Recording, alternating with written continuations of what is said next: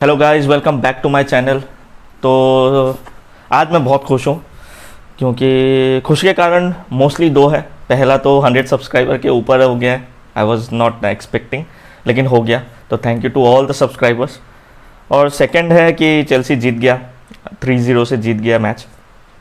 तो उसी के रिव्यू के लिए हम लोग आज यहाँ पे है। सो मैच जैसे स्टार्ट होता है, पहले बात तो लाइनअप से मैं बहुत खुश था।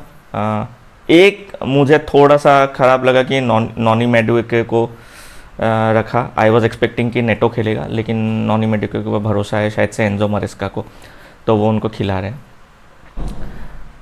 उसके बाद मैच शुरू होता है। जैसे हम लोग को पता है कि वेस्ट हैम के होम ग्राउंड में था, लंदन स्टेडियम में था, which is historically not a great stadium to be for Chelsea.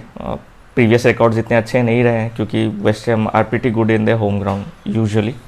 तो ये मैच में भी मैं वही एक्सपेक्ट कर रहा था कि it will be very very tough match, जो मैंने पिछले वाले प्रीव्यू में बोला था प्रिडिक्शन में कि टफ मैच होगा। लेकिन चेल्सी वॉज रूथलेस, बहुत कंफर्टेबली जीत गया, 3-0 से जीत गया। मैं इतना एक्सपेक्ट नहीं कर रहा था कि 3-0 से जीत जाएगा।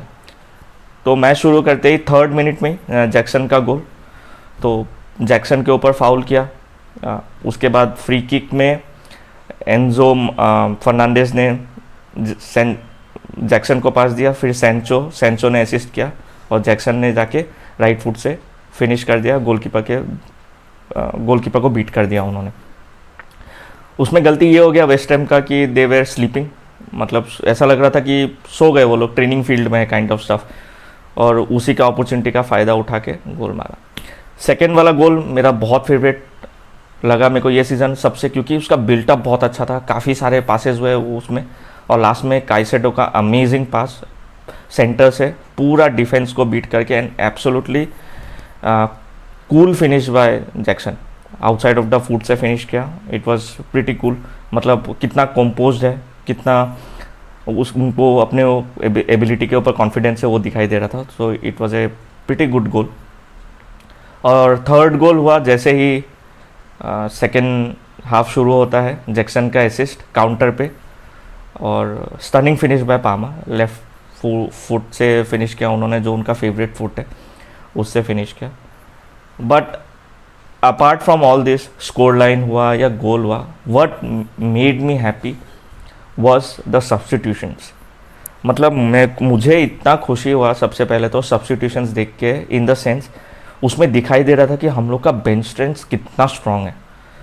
लाइक पामर, जैक्सन, नॉनी मेडुके, इनके जाने के बाद नेटो, फिलिक्स, एनकुंकू जैसे प्लेयर्स उनको रिप्लेस कर रहे हैं। सो उससे पता चलता है कि what actually the ownership is trying to do at Chelsea. वो लोग क्या ट्राई कर रहे हैं चेल्सी का, कितना लॉन्ग विजन है उनका।